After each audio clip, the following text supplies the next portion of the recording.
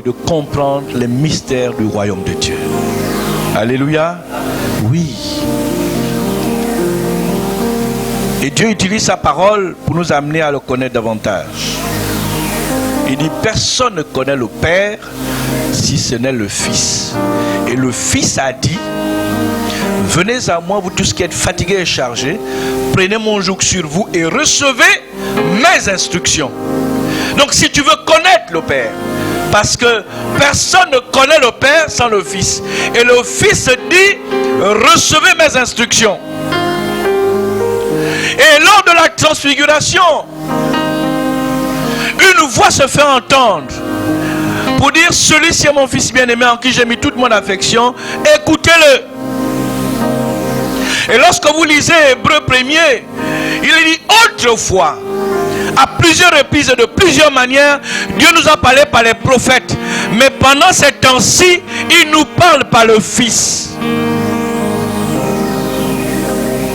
Si vous ne connaissez pas le Christ, si vous ne l'entendez pas, vous ne connaîtrez pas Dieu. Donc la croissance, elle est spirituelle également. Ce n'est pas une équipe de football, c'est le peuple de Dieu. Nous sommes des enfants de Dieu. Et un enfant qui ne connaît pas son Père va mal le juger. Que Dieu nous aide à croître spirituellement. Amen. Notre dernier texte se trouve dans Colossiens chapitre 2, au verset 19.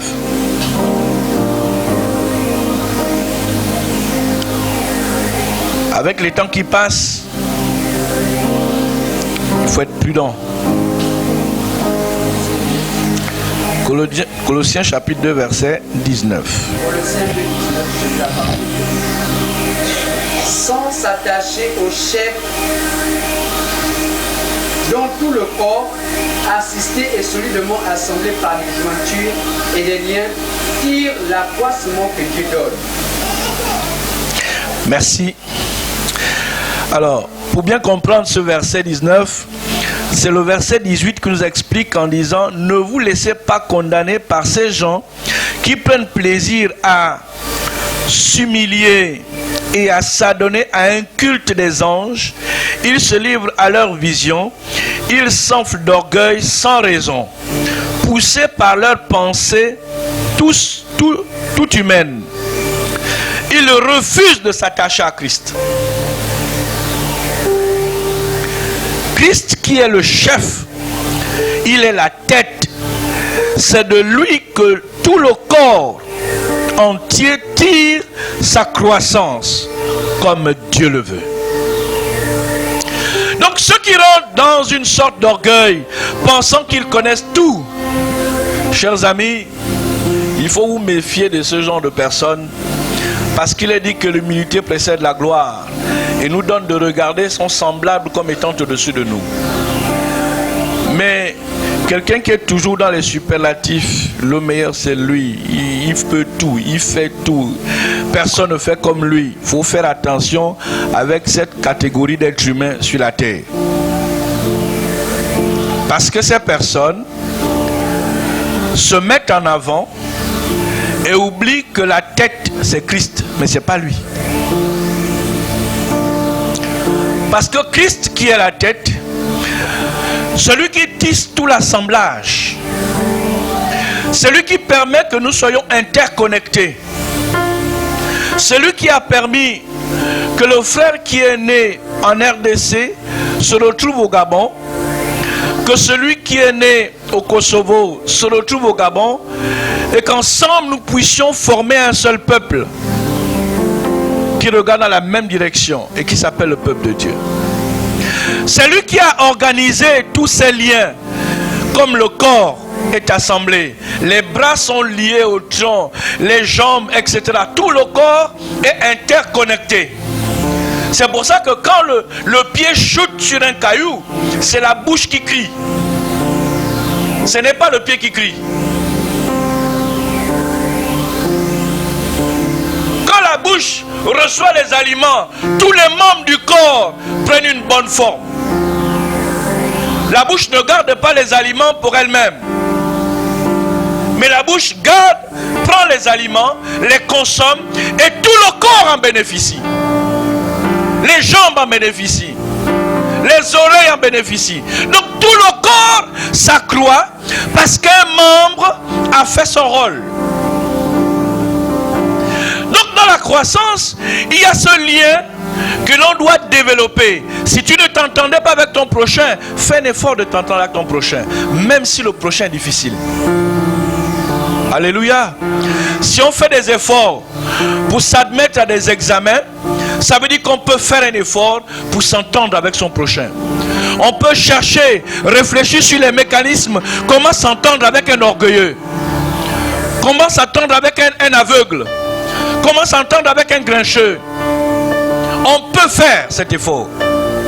Nulle part vous ne verrez dans la Bible un endroit qui vous exhorte à rester à l'écart parce que quelqu'un est difficile. Vous ne trouverez pas cet endroit dans la Bible. Ça n'existe nulle part. Donc si tu pratiques ça, change de genre aujourd'hui parce que tu es en train de commettre un péché. La Bible dit que celui qui se retire cherche ce qui lui plaît. Donc, la croissance, c'est également intensifier les liens fraternels. C'est se souvenir que la tête a bâti tout un mécanisme, tout un royaume pour que nous soyons interconnectés. Alléluia. La communion fraternelle, ce n'est pas seulement un mot ou une expression, mais il faut qu'on soit interconnectés spirituellement. Il faut qu'on s'entende, qu'on soit liés les uns les autres et que cette croissance-là soit évidente. Tu ne comprends pas l'autre, mais ce n'est pas une raison de te mettre à l'écart. L'autre ne te comprend pas, mais c'est pas grave, il comprendra demain. Tu as compris aujourd'hui, il comprendra demain. Alléluia.